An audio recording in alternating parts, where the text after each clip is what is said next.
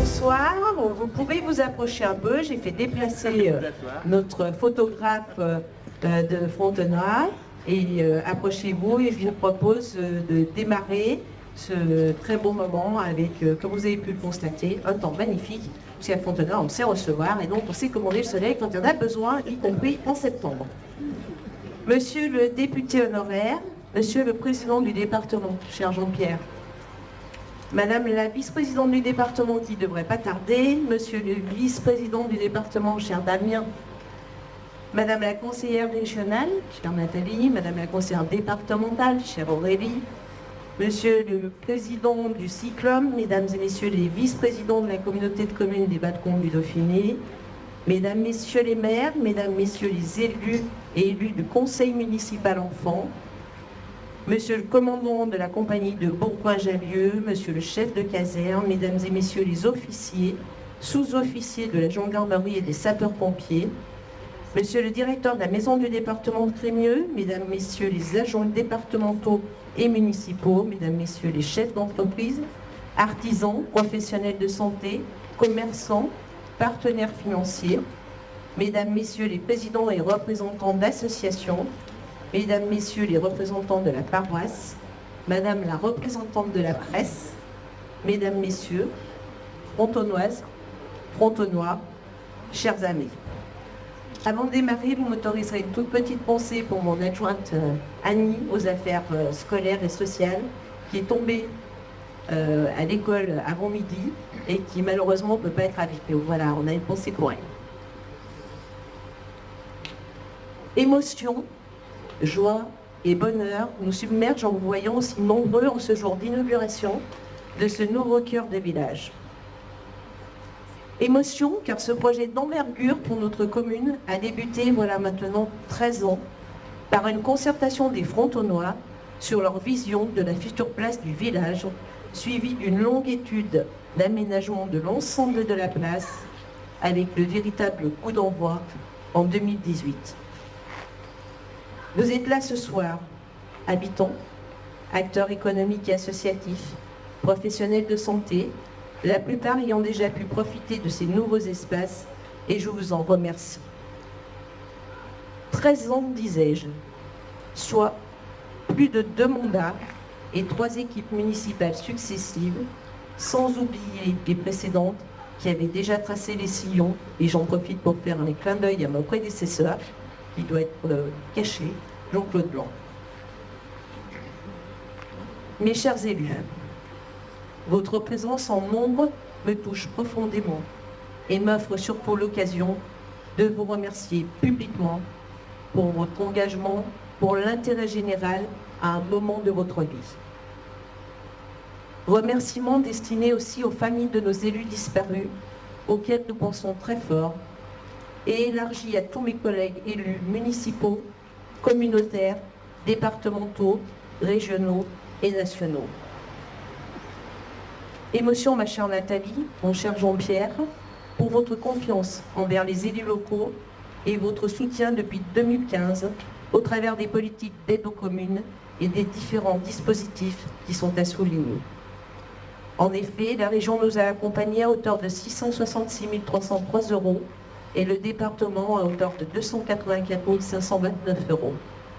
Dans le cadre du plan de relance post-Covid, la subvention de l'État a été de 309 944 €, soit un taux global de subvention de pratiquement 50%. Un immense merci. À ce stade-là, j'en profite pour excuser les représentants de l'État qui sont en réserve électorale et ne peuvent donc pas être avec nous. Émotion encore, mes chers collaborateurs. Trop souvent dans l'ombre, engagés et fiers de votre travail, vous êtes chargés de mettre en œuvre les politiques votées par vos élus. Mettre en œuvre un tel projet impose un sacré chef. En l'occurrence, une chef, vous Françoise, que je veux mettre à l'honneur ce soir ainsi que l'équipe municipale. Trop petite collectivité pour porter seuls ces travaux, nous avons pris une assistance à maîtrise d'ouvrage et Christelle, Servane, Amandine, de la SPL Sarah Aménagement, du groupe Elégia, nous ont rejoints. Françoise, Vous avez su vous entourer d'agents expérimentés, issus de l'État, de la région, du département, des balcons du Dauphiné pour relever ce défi. À vous tous, j'adresse toute ma reconnaissance. Le chemin était long, parfois semé d'embûches, mais le résultat est magnifique. Joie car inaugurer, c'est fêter l'aboutissement d'un projet vertueux, accessible à tous, pensé, réfléchi, partagé, voté et porté sans relâche. Ceci dénote volonté, constance et surtout que nous croyons en cette nouvelle configuration de notre centre-bourg où se mêlent harmonieusement des espaces publics apaisés et apaisants, comme ce parvis ou le belvédère derrière l'église, la modernité du bâtiment appelé naturellement espace du belvédère qui s'est immiscé, mais pour encore mieux la valoriser, aux côtés de la pierre de l'ancienne cure devenue mairie, de l'église et de l'ancienne grange Gabriel. Il fallait oser. Pour réussir, il nous fallait bien définir notre projet, affirmer haut et fort nos volontés, ce que nous avons fait. Écouter, entendre, tenir compte de nos choix et de nos capacités financières et proposer un projet en parfaite adéquation, ils l'ont fait. Vous l'aurez compris, je parle de nos deux architectes et ils vont vous relater cette grande aventure dans un délai contraint, bien sûr. Je passe la parole à Norbert Perrin de l'agence Trace pour l'aménagement d'ensemble et la conception des espaces publics et ensuite Nicolas Charles de l'agence SILT vous parlera des bâtiments et du réseau de chaleur. Norbert, c'est à vous. Merci Anne. Mesdames, messieurs, les enfants, je crois que le protocole a été fait, il faut en passer, je ne serai pas assez bon pour le faire.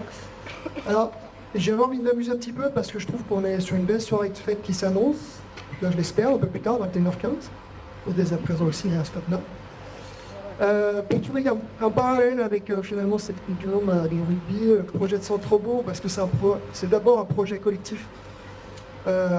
Poigneux de parler de collectif, jour d'ouverture de la Coupe du Monde de rugby, d'autant plus en Isère, terre de rugby. Et bien la réalisation d'un projet comme celui-ci, c'est aussi un sport d'équipe. Donc, je vais commencer par remercier évidemment la commune, son conseil municipal, présent. Il y a eu une transmission, puisque les études et les travaux se sont déroulés sur 2 mandats. Le personnel municipal, j'allais insister également, grâce à vous, Madame Verne, la cheville ouvrière, beaucoup de choses qui sont dédiées. Et bien évidemment, vous, Madame le maire, qui avez tant donné pour ce projet, avec cette volonté de trouver toujours le meilleur équilibre pour le bien des concitoyens, les contraintes techniques et les contraintes financières. Les financeurs, il faut aussi en parler, parce que sans, vous les avez énumérés, mais sans finance, on ne fait rien. Bien sûr, il y a une volonté, il y a une ambition, mais il faut des finances et on a des financeurs qui sont là et qui sont importants. Vous avez évoqué également l'AMO, le groupe LIGA. On a connu le déclaration de Sarah, son accompagnement qui a professionnalisé, qui vous a aidé à avoir une démarche plus professionnelle et encadrante au niveau de vous en tant qu'exigage. Et mes amis de Site Architectes, parce qu'on a commencé aussi l'aventure avec eux. Nicolas ici présent, Charles, Philippe Réac avec qui on a commencé l'étude, et leur équipe qui ont réalisé un projet architectural sensible, intégré au centre-bourg, et pour ma part, que j'estime parfaitement dans l'esprit du territoire, mais aussi qui amène effectivement cette touche de modernité. Les entreprises, leurs compagnons pour le savoir-faire et la réalisation des travaux, car là encore une fois, sans elles, on ne fait rien.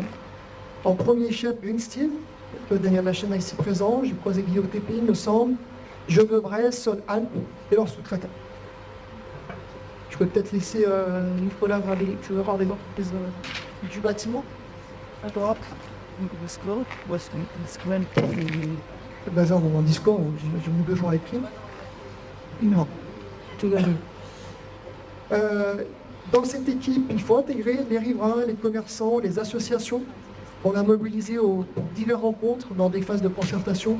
C'est un travail de longue étude, fastidieux, lourd au moment des travaux, néanmoins le résultat, je pense qu'il est là et on a essayé de le faire toujours en les considérant au mieux possible. Et bien entendu, à titre personnel, pour mon équipe, on est paysagiste concepteur, donc l'agence Trace, et en particulier Aurélie, qui est ici présente, qui a conçu, Julien et Adrien, qui ont assuré la conception technique et suivi des travaux. C'est aussi un sport de combat. Le combat, il se fait par le débat. Débat d'idées, de points de vue, d'enjeux pour les uns et les autres. Car dès nos premiers contacts, nous avons échangé, discuté, partagé nos visions, expériences lors de longues réunions en soirée pour trouver le meilleur compromis au regard des enjeux à relever. Nous n'étions pas toujours d'accord, mais l'intelligence, c'est de savoir s'écouter pour trouver ce qui fait le meilleur projet. Satisfaire d'intérêts collectifs et maîtriser les finances. Et j'ai vu Monsieur Tout-le-Monde, je tenais aussi à le saluer, parce qu'il a participé dans les études. Monsieur Tout-le-Monde, c'était le ministre des Finances. Donc c'est pas toujours facile de parler avec lui, mais voilà, remplacé par Mani, plus facile de discuter avec Mani. Mais en tout cas, merci parce que vous avez aidé à nous remettre en question également sur les aspects financiers. Et, voilà, je pense qu'on a besoin de toute l'équipe pour que ça marche. Ensuite, il y a toujours une stratégie de jeu qui est mise en place, et ça, elle est importante parce qu'on part de loin, vous avez noté les 13 années. J'ai même retrouvé des premières études qui remontaient à 2009. C'est 2012, là, une étude environnementale en fait. La première rencontre autour de ce projet, et beaucoup de choses posées sur le papier. Comme souvent, on arrive, on nous envoie une multitude de points qu'on essaie de hiérarchiser, classer. Ici, ça portait sur l'ensemble des bâtiments communaux, les espaces publics, les témoins privés, les problématiques normatives qui s'imposaient, et la mise en relation avec ça de l'attractivité évidente de la commune pour ses habitants, commerçants et dynamisme associatif. Donc 2017, c'est le début, c'est une bonne préparation qui commence sur la base d'une étude urbaine, architecturale et paysagère, avec 3 volets, un diagnostic qui a porté sur l'ensemble de l'urbain, des bâtiments, des espaces publics. On découlait plusieurs scénarios qui ont fait débat, qui ont permis beaucoup échanger et d'arriver à la définition d'un plan d'ensemble. Ce plan d'ensemble, pour vous donner une idée, c'est une vision globale de tout le centre-bourg qui est posée aujourd'hui, qui est un document qui est en mairie et qui permet d'avoir une projection à 10 et 15 ans de l'aménagement du centre-bourg, intégrant les bâtiments, la vision aussi, comment le commerce est maintenu, renforcé. Donc ça, c'est à saluer parce que c'est ambitieux, d'autant plus que ça dépasse le temps d'un mandat. Donc ça veut dire que c'est un document où on est capable de passer au suivant. Et il est objectivé à partir d'éléments très concrets.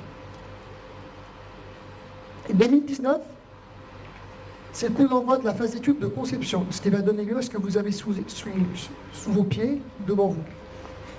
Et finalement, on en parlait avec Nicolas tout à l'heure, on ne va pas en dire beaucoup sur le projet parce que tout était là. Les bâtiments remarquables de l'espace, l'espace était là, le paysage, avec ce qui se passe derrière nous, derrière la mairie.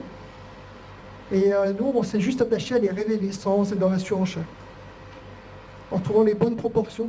Et j'évoquais un travail d'architecture, c'est que la salle, elle est parfaitement dans les gabarits du centre-village ancien ici, et ça c'est remarquable en termes de positionnement, d'intégration, et ça a été le fruit d'un long travail.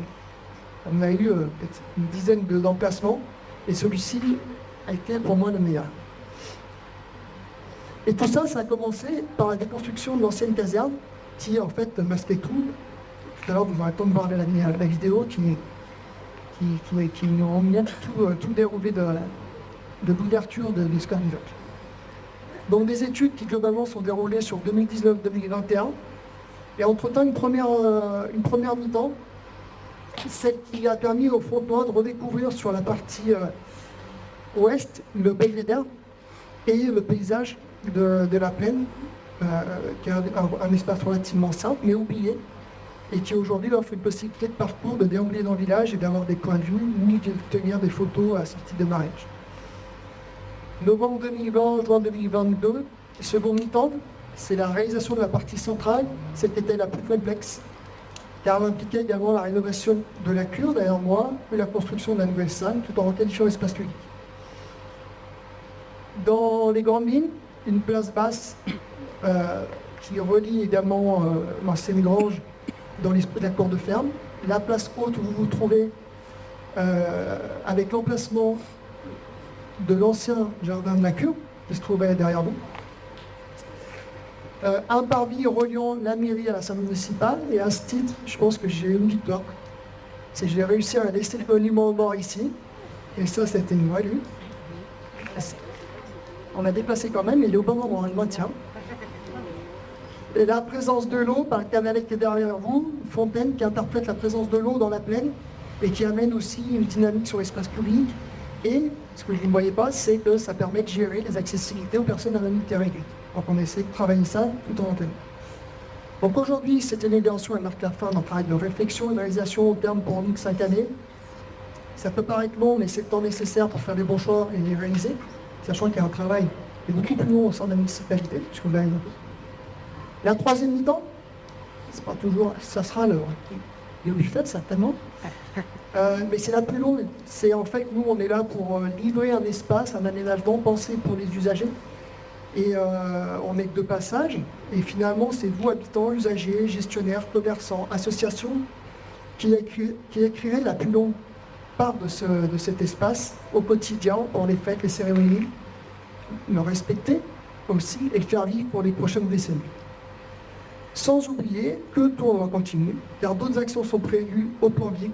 On revient à notre document de base qui laissait envisager des futures réflexions sur le foirail, sur le devenir des bâtiments communaux. Je ne sais pas si c'est planifié, en tout cas c'est posé et entendez, un très beau potentiel à exploiter pour faire Fontenay un village où il fait envie. Je vais donc conclure en remerciant encore la commune qui nous a fait confiance. On a véritablement noué une relation de confiance, on a su se dire les choses et ça c'est important, y compris avec le conseil municipal. Vous avez œuvré pour votre village et j'estime qu'on a écrit une page de l'histoire de votre commune. Voilà, merci.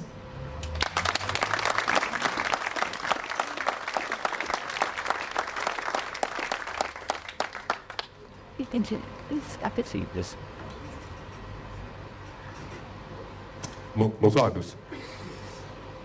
Le projet que nous avons le plaisir d'inaugurer ce soir est, comme le disait Norbert, le fruit d'un processus et d'une réflexion engagée par la mairie de Fontenay depuis il y a de nombreuses années.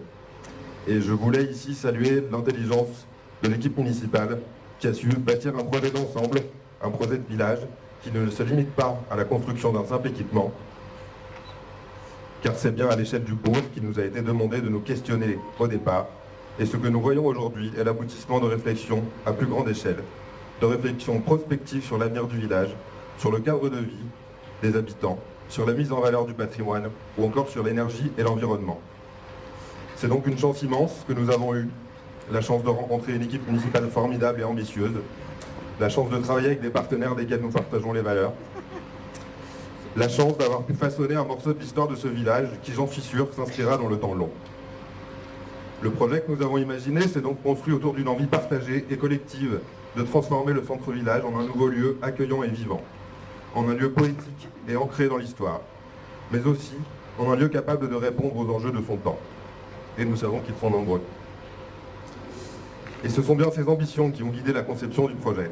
Un projet dans lequel nous avons souhaité que l'architecture et les espaces publics soient complémentaires et indissociables. L'implantation de la nouvelle construction cherche à définir les contours de l'espace public, tout en établissant un lien étroit avec le presbytère réhabilité. L'architecture veut ici se mettre au service de l'espace public pour en dessiner les limites.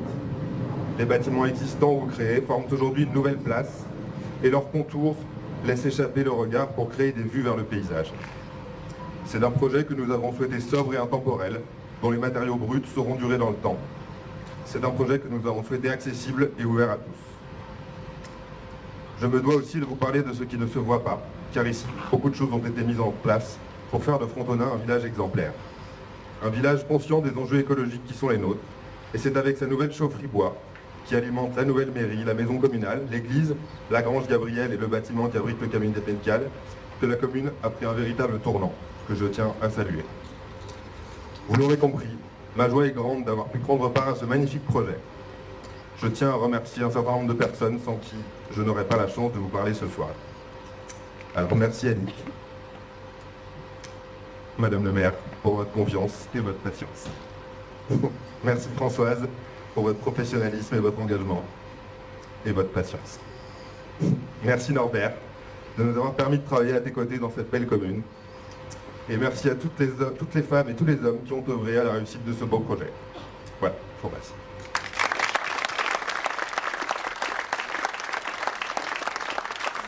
Merci Dr. Espreux d'avoir accepté cette prise de parole et ainsi détaillé la conception de cet aménagement.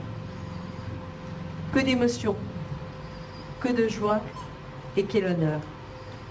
Honneur d'avoir suscité la participation de la population, l'intérêt de tous les acteurs évoqués précédemment, élus, collaborateurs, prestataires, entreprises, associations, dont voici la liste.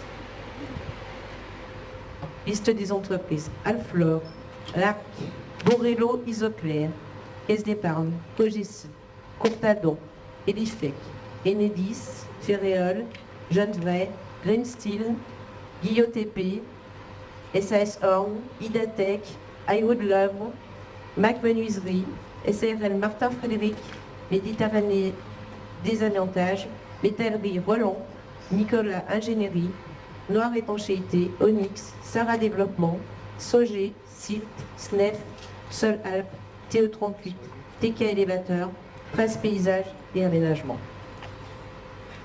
Là, je vais m'arrêter quelques minutes sur des réalisateurs de ce beau projet. Tout d'abord, l'ARC, Association pour la restauration des remparts de Crémieux, créée par Alain Moine-Bresson, présidée aujourd'hui par Jean-Philippe Moine. Nous avons conventionné avec cette association d'utilité sociale et économique du Nord-Isère, dirigée par Pierre Colombier. Je souhaite mettre à l'honneur Mélanie et Thierry et leur équipe de compagnons qui ont fait un énorme travail de mise en valeur du promontoire et de restauration d'une partie de l'église. Bravo à vous et merci.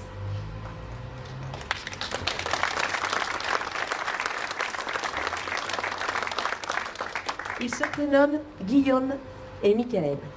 Ce sont les associés de l'entreprise Highwood Love de Saint-Pierre-d'Atour. Ils sont designers, proposent un service de conception sur mesure et partagent les mêmes valeurs que nous. Ils nous ont fabriqué nos beaux bureaux, nous ont conseillé un très bon fabricant de chaises confortables et pratiques et nous ont mis en contact avec deux menuisières exceptionnelles, Arta et Ophélie, qui ont réalisé les superbes placards d'église. Merci à vous aussi, bravo.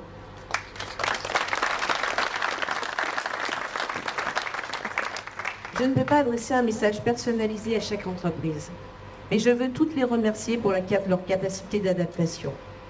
En effet, ils ont démarré dans un contexte difficile de crise sanitaire qui a engendré des pénuries de matériaux et par conséquent des délais supérieurs de livraison. Sur proposition de l'AMO et des maîtres d'œuvre, ils n'ont pas hésité à changer la programmation des travaux, ceci afin d'éviter le cumul de retard et dans un chantier de cette taille où interagissent professionnels du bâtiment et des espaces publics. J'atteste qu'il s'agit bien d'une réelle volonté à accompagner la collectivité vers la réussite. Merci à tous.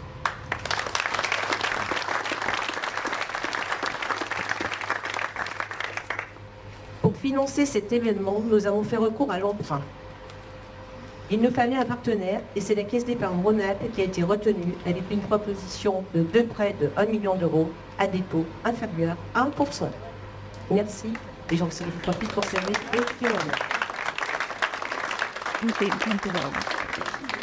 pour immortaliser cette transformation et pour la mémoire de notre village, il nous fallait un passionné et il nous le démontre en permanence. J'ai nommé Thierry Henry, notre photographe du village, à qui nous devons de très beaux films sur l'écran derrière nous et toutes les magnifiques photos qui ornent mon bureau ou que nous avons dans la galerie qui nous a constitués.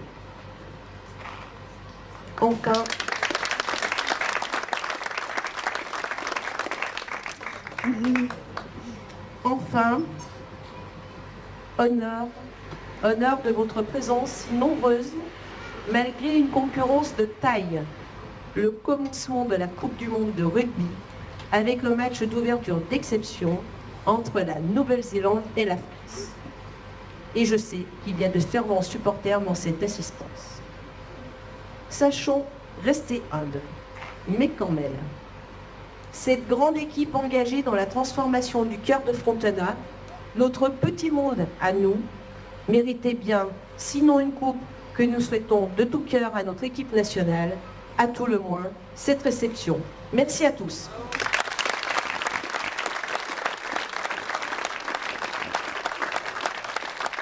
Merci beaucoup.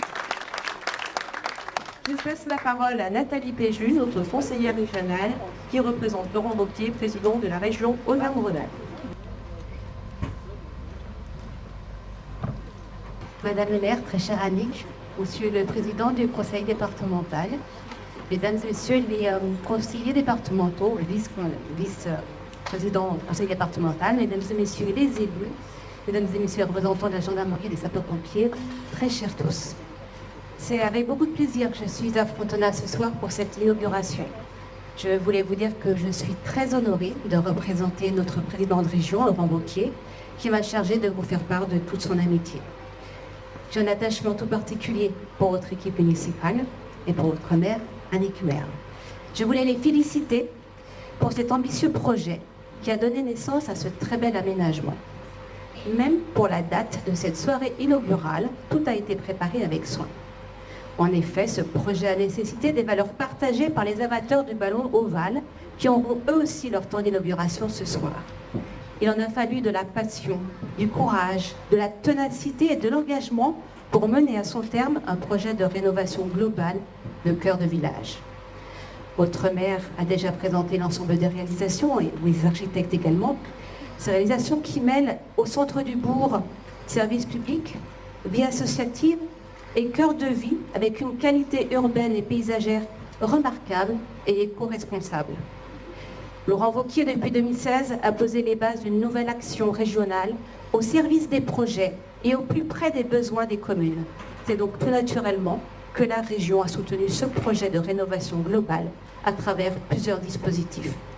Je félicite à nouveau Annick Merle, son conseil municipal, les agents municipaux, les entrepreneurs et tous ceux qui ont mis beaucoup de cœur pour construire ce nouveau souffle au centre du village. Bravo à tous. Merci, monsieur Denis. Je vais passer la parole à Jean-Pierre Barbier, notre président du département. Bien, écoutez, bonjour à toutes et à tous. Je vais m'exonérer du protocole. Je ne voudrais pas être le responsable de votre retard au match de ce soir, donc je vais faire au plus vite. Très cher Annick, merci pour cette invitation. Merci à toi et à ton conseil municipal. Je suis très heureux d'être ici. Alors, je vais quand même citer, je vais dire les miens, les conseillers départementaux, Aurélie Vernet et puis Damien Michalet, vice-président du département, comme toi, Annick. Département pour lequel tu travailles également énormément et pour lequel tu fournis un travail tout aussi remarquable que celui que tu fournis dans ta commune. Donc, et je dis ça, c'est pas une flatterie. Pour ceux qui me connaissent, je ne suis pas un flatteur. Je constate simplement les choses. En moins de 6 mois, même il y a peu de temps, j'étais ici à Frontenac pour inaugurer l'extension du préau de l'école. L'école, la place du village, est toujours avec la même volonté. Bien sûr, à travers toi, mais aussi tous les élus présents ici que je salue, cette volonté de faire en sorte qu'on vive mieux à Frontenac et que tous ces équipements bénéficient à la plus grande partie de la population. Et quand je vois, en président du département, responsable de la compétence sur le handicap, que tout a été fait pour que les personnes handicapées puissent avoir un accès, comme tout le monde, à la mairie, je trouve que c'est quelque chose de bien. Alors vous me direz, oui, mais enfin c'est la loi. Je fais simplement remarquer que la loi elle date de 2006 et que dans certaines communes, on n'a pas encore les accès pour les personnes handicapées. Je sais que c'est compliqué, et en tout cas, tu as su le faire avec beaucoup de goût pour le patrimoine. Et ça, c'est la deuxième chose à laquelle nous sommes très attachés au département, c'est-à-dire faire des équipements pour le public, des équipements qui rendent service à la population, avec cette nouvelle salle qui s'intègre parfaitement, des équipements aussi qui respectent le patrimoine. Et là, la rénovation de la cure, c'est magnifique, à côté de l'église, et puis Bravo de ne pas avoir déplacé le monument aux morts, parce que là, ça aurait bien rallongé au moins 6 mois de discussion au sein du conseil municipal et avec la population, parce que les déplacements de monuments aux morts, ça, c'est quelque chose qui est toujours très complexe. Ah. Donc je ne relance pas la discussion. Donc au final, tout le monde est content. C'est parfait. Et ça aussi, c'est une de tes qualités, cher Nick, c'est de savoir faire le consensus entre l'ensemble de tes conseillers municipaux, comme le travail, je le redis, que tu fais au niveau du département. Voilà, le département, je vais être très bref, parce que les élus qui sont ici présents le savent, et puis vous toutes et vous tous le savez aussi. On est aux côtés des communes, on est le premier partenaire des communes. Alors pas sur ce coup-là, j'allais dire, où la région a fait très très fort, hein, oui, sur plusieurs dispositifs, mais il faut reconnaître, et on peut être heureux de voir que les dispositifs s'additionnent. Moi, je ne suis pas jaloux de l'argent donné par la région, surtout quand il vient en Isère. Vous avez compris, donc, conseil régional, vous pouvez continuer comme ça.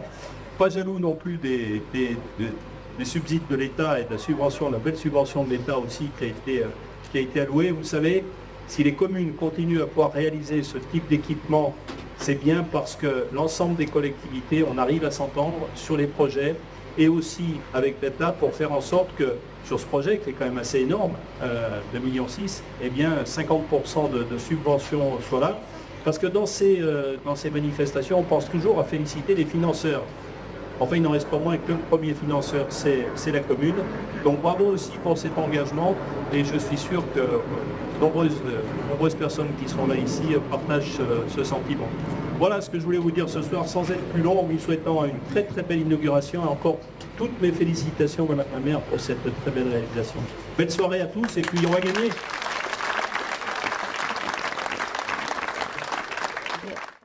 Nous allons maintenant couper le ruban. Et je voudrais vous demander quelque chose. Je voudrais que chacun vive ce moment intensément, car nous n'avons que trop déploré les dégradations des édifices publics, y compris des mairies. Alors, que par ce geste, vive la République, vive la France, et bien sûr, Frontenac.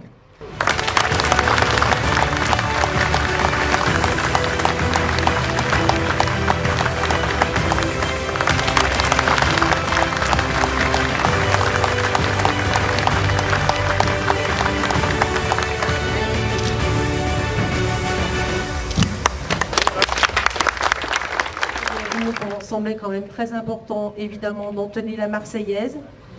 Nikita, notre virtuose de l'accordéon, jeune Ukrainien qui a habité quelque temps à Frontenac et que nous avons eu beaucoup de plaisir à accompagner, et qui en revanche nous fait beaucoup de plaisir à toujours être à nos côtés, va nous interpréter la Marseillaise. Merci beaucoup. Et on chante bien sûr.